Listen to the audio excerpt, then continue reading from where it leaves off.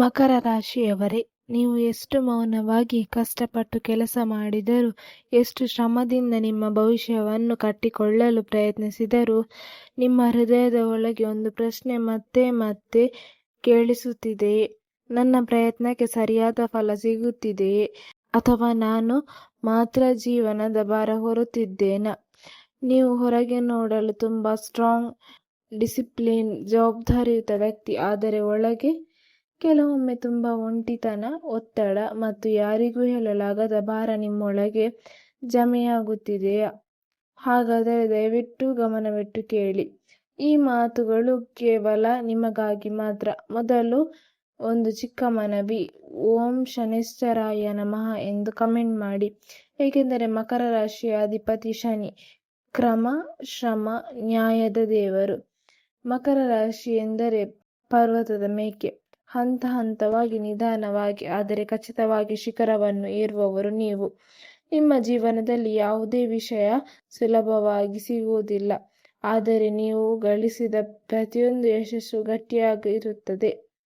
ಆದರೆ ಈಗ ನಿಮ್ಮ ಜೀವನದಲ್ಲಿ ನಡೆಯುತ್ತಿರುವ ಕೆಲವು ಸತ್ಯಗಳನ್ನು ಒಮ್ಮೆ ನೆನಪಿಸಿಕೊಳ್ಳಿ. ನೀವು ಇತರರಿಗಿಂತ ಹೆಚ್ಚು ಪರಿಶ್ರಮ ಪಟ್ಟು ಕೆಲಸ ಮಾಡಿದರೂ ಗುರುತಿಸುವವರು ಕಡಿಮೆ. ನೀವು ಕುಟುಂಬಕ್ಕಾಗಿ ಎಲ್ಲವನ್ನೂ ತ್ಯಾಗ ಮಾಡಿದರೂ ಅರ್ಥ ಮಾಡಿಕೊಳ್ಳುವವರು ವಿರಳ. ನೀವು ಹಣವನ್ನು ಜಾಗೃತಿಯಿಂದ ಬಳಕೆ ಮಾಡಿದರೂ ಅನಿರೀಕ್ಷಿತ ಖರ್ಚುಗಳು ನಿಮ್ಮನ್ನು ಕಾಡುತ್ತವೆ. ನೀವು ಯಾರನ್ನಾದರೂ ನಂಬಿದರೆ ಅವರು ನಿಮ್ಮ ನಿಷ್ಠೆಯನ್ನು ಪರೀಕ್ಷಿಸುತ್ತಾರೆ. ಇದು ಕೇವಲ ಯಾದೃಚ್ಛಿಕವೇ? ಇಲ್ಲ, ಇದರ ಹಿಂದೆ ಒಂದು ಆಳವಾದ ಸತ್ಯ ಅಡಗಿದೆ. ಜ್ಯೋತಿಷ್ಯ ಮತ್ತು ಮನಃಶಾಸ್ತ್ರದ ಪ್ರಕಾರ ಮಕರ ರಾಶಿಯವರ ಜೀವನವನ್ನು ನಿಧಾನವಾಗಿ ಹಿಂಡುವ 3 ಗುಪ್ತ ಶತ್ರುಗಳು ಇವೆ. ಆದರೆ ನೀವು ಹೊರಗಿಲ್ಲ, ನಿಮ್ಮೊಳಗೆ ಅಡಗಿವೆ. ಹೌದು, ಈಗ ಅವನ್ನು ಗಮನಿಸಿ. ಮೊದಲ ಶತ್ರು ಅತಿಯಾದ ಭಯ ಮತ್ತು ನಿರಾಶಾವಾದ. ನೀವು ಯಾವ ಕೆಲಸ ಶುರು ಮಾಡುವ ಮೊದಲು ಅದು ಆಗುತ್ತದಾ, ಇದರಲ್ಲಿ ರಿಸ್ಕ್ ಇದೆಯಾ ಎಂದು ಹೆಚ್ಚು ಯೋಚಿಸುತ್ತೀರಿ. ಈ ಭಯವೇ ನಿಮ್ಮ ಹೆಜ್ಜೆಗಳನ್ನು ನಿಧಾನಗೊಳಿಸುತ್ತದೆ. ಅವಕಾಶಗಳು ನಿಮ್ಮ ಮುಂದೆ ಇದ್ದರೂ ನೀವು ಸುರಕ್ಷಿತ ದಾರಿಯನ್ನು ಆರಿಸುತ್ತೀರಿ. ಕೆಲವೊಮ್ಮೆ ನಿಮ್ಮದೇ ಸಾಮರ್ಥ್ಯವನ್ನು ನೀವು ಅನುಮಾನಿಸುತ್ತೀರಿ. ಎರಡನೇ ಶತ್ರು ಭಾವನೆಗಳನ್ನು ಒಳಗೆ ಇಟ್ಟುಕೊಳ್ಳುವುದು. ಮಕರ ರಾಶಿಯವರು ತಮ್ಮ ನೋವು, ಕಷ್ಟ, ದುಃಖ ಯಾರಿಗೂ ಹೇಳುವುದಿಲ್ಲ.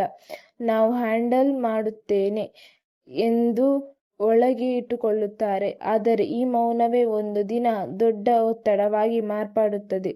ನಿಮ್ಮ ಸುತ್ತಲಿನ ಜನರು ನಿಮ್ಮನ್ನು ತಪ್ಪಾಗಿ ಅರ್ಥ ಮಾಡಿಕೊಳ್ಳಬಹುದು, ಏಕೆಂದರೆ ನೀವು ನಿಮ್ಮ ಜೀವನದ ನಿಜವಾದ ಭಾವನೆಗಳನ್ನು ತೋರಿಸುವುದಿಲ್ಲ.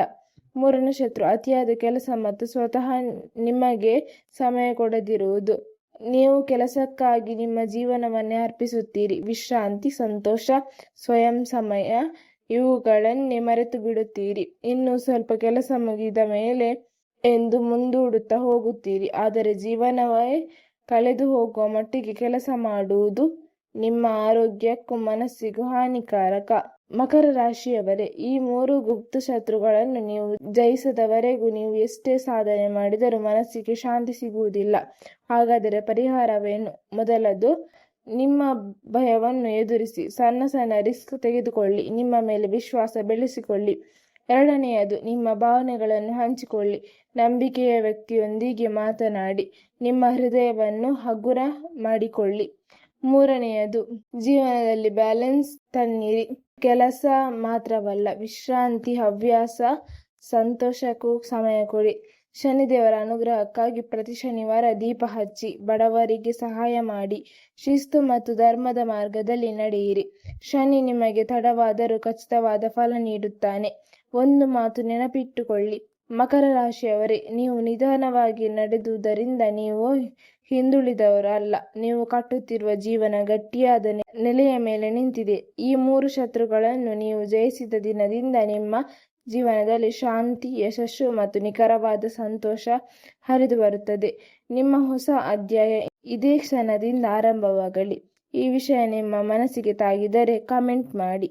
ನಿಮ್ಮ ಅಭಿಪ್ರಾಯ ತಿಳಿಸಿ. ವಿಡಿಯೋಗೆ ಲೈಕ್ ಮಾಡಿ ಮತ್ತು ಚಾನಲ್ ಸಬ್ಸ್ಕ್ರೈಬ್ ಮಾಡಲು ಮರೆಯದಿರಿ. ಶುಭವಾಗಲಿ.